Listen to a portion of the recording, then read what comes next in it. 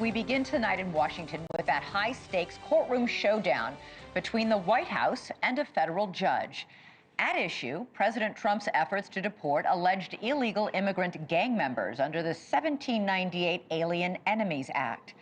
Also at issue is the broader question of whether any federal judge has the authority to micromanage the president's immigration and national security policy. Justice Department lawyers today met face-to-face with Judge Boasberg, who ordered President Trump to pause those deportations of Venezuelan migrants to a prison in El Salvador. The deportations went ahead anyway, despite Judge Boasberg's order to turn those planes around. So the question is, what happens now? Will the judge hold the government lawyers in contempt? Will those alleged gang members stay in that prison? Will even more of them join them soon?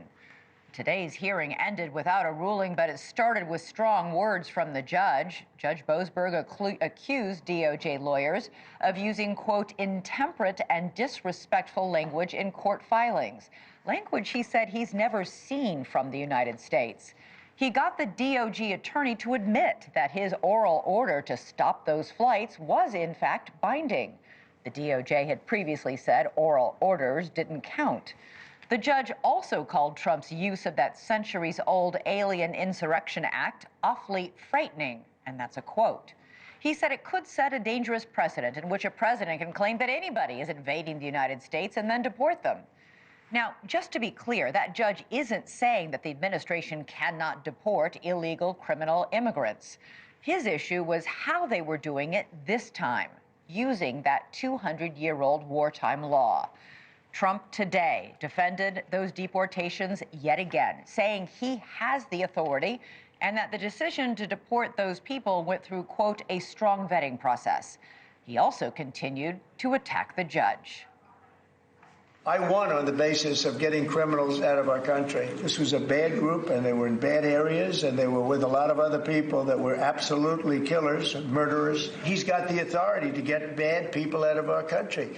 And you can't stop that with a judge sitting behind a bench that has no idea what goes on, who happens to be a radical left lunatic. Now, questions of authority aside, lawyers for some of those deported migrants say their clients are not gang members and that they were only arrested and targeted because they had tattoos. And now they're holed up in a mega prison in El Salvador, known for its brutal conditions. There are reports of overcrowding, malnutrition, and torture. All right, I want to bring in Marc Caputo now, senior politics reporter with Axios and also very well-sourced in Trump world. Marc, great to have you back.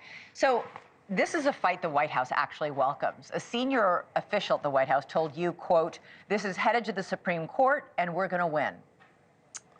Yeah, they think the law's on their side, and they think ultimately the Supreme Court is, when you just break it down between Republican appointees and Democratic appointees. Also, Trump world, the Trump White House, Trump campaign, Trump political advisors always feel very confident and talk like that anyway. It's probably a mix of those three, that what's true or not, maybe all three, but they certainly feel good about where they are and where they're going. Here's the thing. Trump has a lot of public support in this fight. People want illegal immigrants out, especially those who've committed crimes of any kind. And the Washington Post reports that many Americans say they don't care if some of the men shipped off to this prison weren't part of a gang and had no criminal record. They still support it. Yeah, I mean, when you ask the average person these questions, they're not really thinking about the civil rights ramifications of what it could mean to just sort of sweep people up without due process. But at the same time, they will tell you, a lot of Trump's voters, they voted for him because he promised to get tough on illegal immigration. And the fact is, under Biden, the policies that existed at the time and the amount of migrants, immigrants who crossed the border, some illegally, a number under questionable circumstances, was historically high. And it created the conditions for the situation that we're seeing now. You report that when the Judge Boasberg ordered those planes to stop and turn around mid-flight, that there was actually a meeting inside the White House and that a decision was made at that meeting to ignore the order. Who made that decision? Well, I don't know exactly who made that decision, but Stephen Miller is the deputy chief of staff in the White House, who is the most powerful unelected man in the White House, is the brains behind the immigration policy.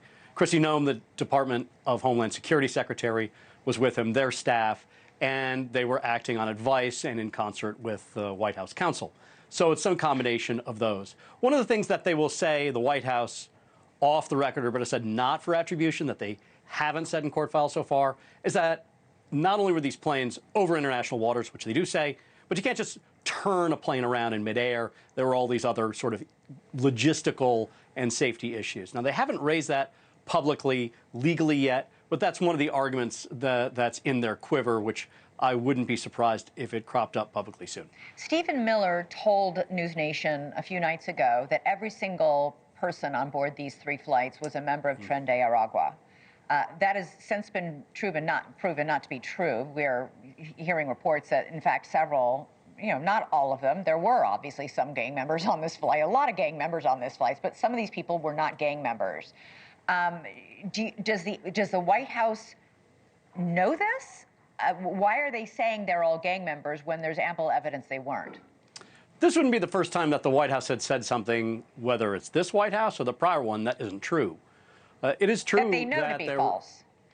That, from what we understand, they know to be false. Yes. Now you start to get into issues of, what does someone really know and believe, and if you really believe something that's false, are you really lying?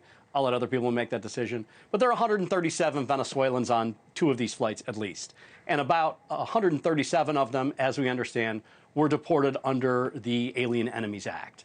If there's just a 1% error from law enforcement, you're looking at least 1 or 2 guys that were just sort of swept up, wrong place, wrong time. But the fact of the matter is, the White House doesn't really care that much about that. And part of their policy is being scary. They want immigrants who are not lawfully in this country to leave. And they want them to believe that if you don't leave, you could wind up in a place like this terrible prison, the supermax, essentially, in the middle of the jungle, where you're not going to have a lot to eat, where you're going to shiver, and you're going to be around incredibly scary people. We are probably seeing a lot of numbers right now of people self-deporting. We are hearing anecdotal reports about that, and the government says that that is happening, and the statistics will be out relatively soon. Not only it's something that is happening, and something they've actually gone on the air, I know here at NewsNation several times, to say, good, we want them to self-deport. Please leave our country right now. Marc Caputo, great to talk to you. Have a great weekend. Thank you. All right, let's get more reaction now from the legal aspects of all of this. Bill Brennan is a former attorney for President Trump, and John Jones is the former chief judge for the U.S. Middle District Court of Pennsylvania. He's now the president of Dickinson College. Great to have both of you here. Judge, I want to start with you. Judge Boasberg today appeared to finally lose patience with Trump DOJ lawyers, scolding them for being disrespectful. He said, quote, "I'll get to the bottom of whether you violated my order and who was responsible for that." What would happen if he rules that they violated his order? Well, Elizabeth, first of all, it's great to be with you. Clearly, Judge Boasberg his fuse has burned down to the point where he's going to go off, because he's had a whole week of postponing deadlines, of clearly the government playing hide the ball with him, and proffering information that is not particularly useful and certainly not responsive to his questions. He has a number of tools at his disposal. I'm not sure any of them are as useful as they might be in a proceeding where the government isn't involved. They involve sanctions. They involve the contempt power of the court. They involve perhaps monetary penalties and even jailing individuals at some point. He doesn't want to do that. That's not where he wants to go. But what he will do, and he has an obligation to do this as a judge, is to vindicate the order that he handed down, the injunction, and to determine whether anybody violated that. And he's on that quest at this point, and it's perfectly proper for him to do that. Bill, initially, the DOJ lawyers tried to argue that Judge Boasberg's oral order didn't count. It was only the written order about half an hour later. The judge today got the DOJ lawyer to admit, in fact, that that wasn't true, that the oral order was binding. You're a lawyer. You know that when a judge says something, it's binding, right? Well, again, thank you for having me. I would say if I was appearing in Judge Jones's courtroom in his past life in the Middle District, where I have appeared, the minute the words came out of Judge Jones's mouth, I would take them as an order. So I find that argument to be a little bit disingenuous. But I also see, the juxtaposition between the administration's desire to act strongly on immigration issues like this with allegedly violent people, as opposed to, somebody working in the pizza shop.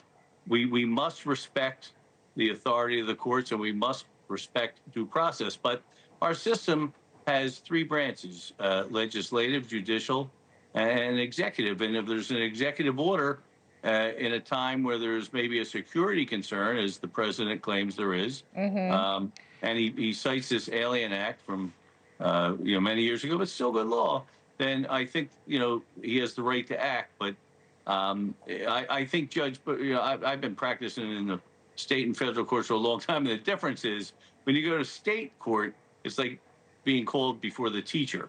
When you go to federal court, you're in the principal's office. Like, yeah. Federal judges have immense power, and I think Judge Boasberg has been very good in being judicious in his response. But as the president said, he ran on this issue, he was elected on this issue, and he's going to act to have this issue done.